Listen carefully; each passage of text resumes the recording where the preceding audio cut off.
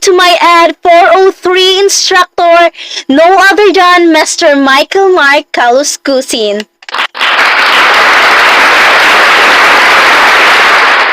I am Alma Ramirez Lastimoso, Best Ed for Social Studies.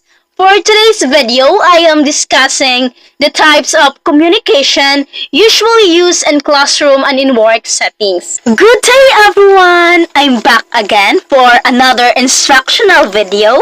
For today, we have another topic to talk about.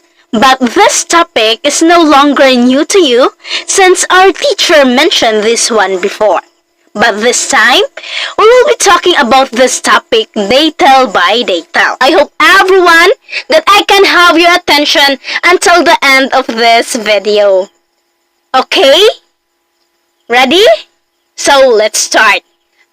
So in this video, we'll be talking about the types of communication usually used in classroom and in work setting. But before that, we formally start, let me introduce to you our learning objectives. Ta-da! Let me introduce to you our learning objectives. Identify the types of communication usually used in classroom and in work settings. Differentiate the types of communication, both classroom and work settings. Appreciate the importance of communication in both classroom and work settings and apply their learnings in our daily lives. To begin with, you already know that communication is a process of sharing and conveying messages or information from one person to another within and across channels, contexts, media, and culture. And we can communicate in two ways. It could be either verbal communication and non-verbal communication. Non-verbal communication refers to an interaction where behavior is used to convey and represent meanings. So now, let's go back to verbal communication and let's talk about and how we execute this properly in order to have an effective communication. So these are things that you really need to consider in communicating with each other verbally. So we have this. First is appropriateness. The language used to appropriate to the environment or occasions. So, diba class?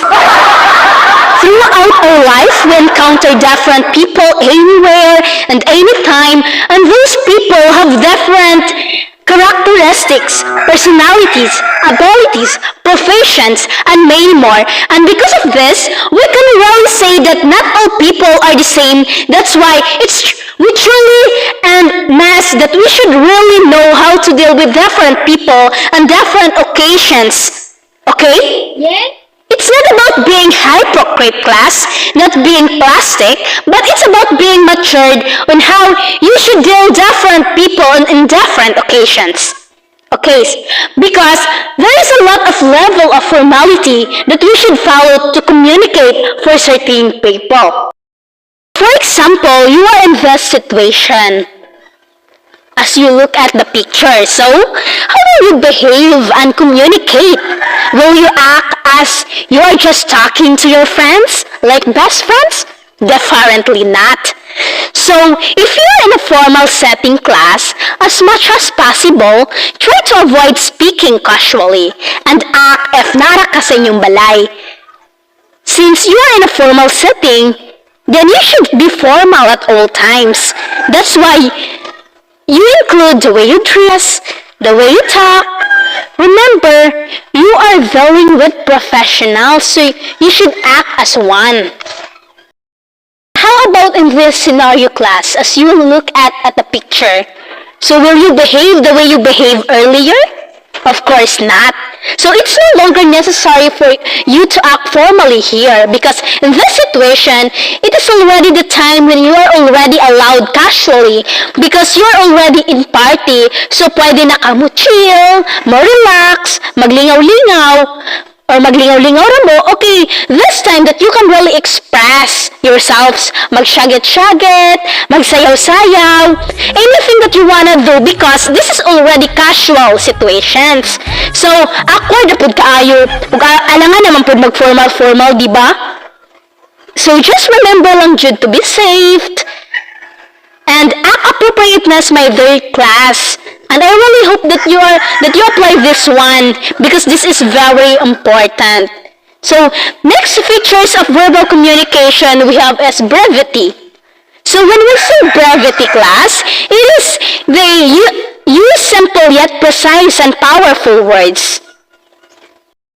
So for brevity, it is the use simple yet precise and powerful words, avoid fillers and insubstantial expression.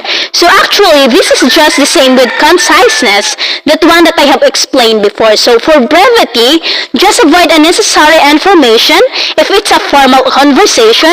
So you just direct to the point when speaking, wala lang etches pa.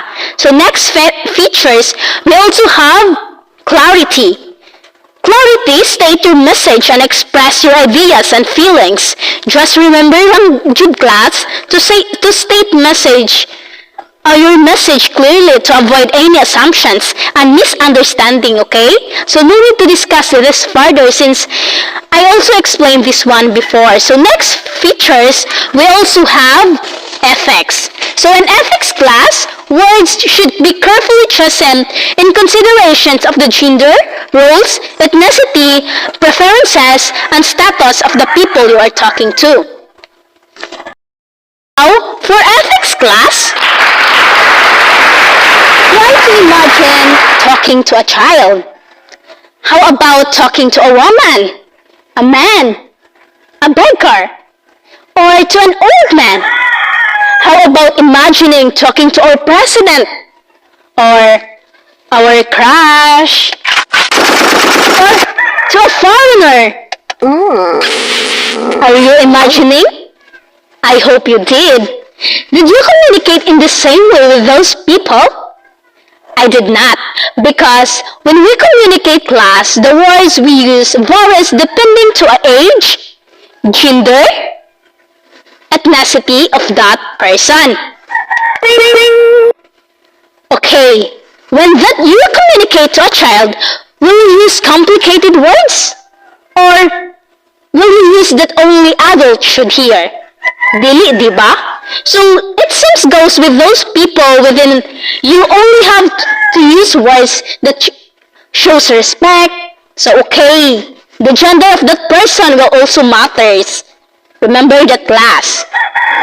Our approach when we communicate to a woman is different when we communicate to a man. So, di ba? Mas gentle tayo if a woman, if babae atong kastorya. So, compare sa lalaki, so just remember lang good, class, when we communicate with other people, we really have to consider the appropriate effects for this kind of people. Last class is the vividness.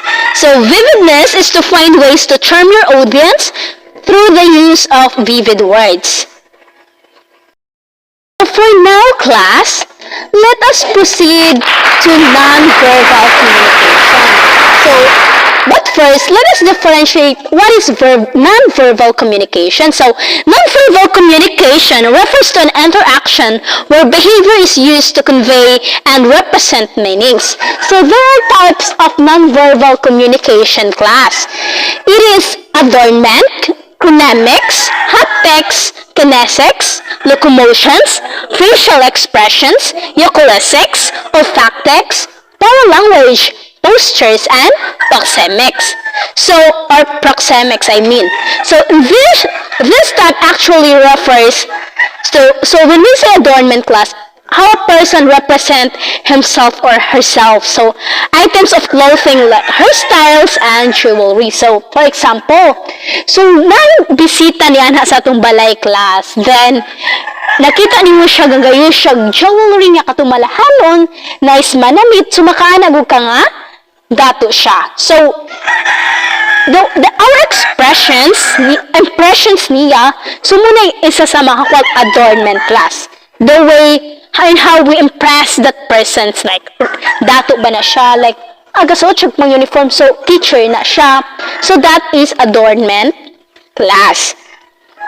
So, in chronemics class, for this type of nonverbal communication, how people communicate through the use of time. For chronemics class, again, this is something to do with, for example, class, something to do with the relationship.